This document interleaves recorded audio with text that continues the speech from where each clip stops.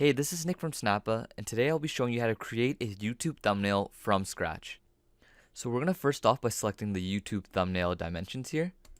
So once you're in, you can choose from a variety of templates that Snappa offers, or you can actually choose to create from scratch. And this is what we'll do here. Now that we have our canvas ready, we're going to start by selecting a background in the top left tab here. We can either choose from an image background, a pattern background, we can upload our own image, or we can select a colored background. So I'm going to go to the color picker and select the color of choice. Now to add icons, I'm going to navigate to the graphics tab in the top left here. I'm going to search for the graphic I want, so in this case computer screen. Once I selected the one I want, it's going to appear on the canvas, and I can then reposition it to where I want it to be on the graphic and then resize it.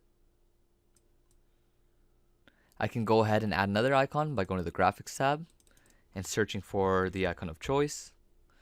Once I have that, I'll click on it. As it appears on the canvas, I'll reposition it to where I want it to be on the graphic. So the last thing I want to do now is add text, so I'll navigate to the text tab in the top left. I'll click add a heading. I can now add the text that I want.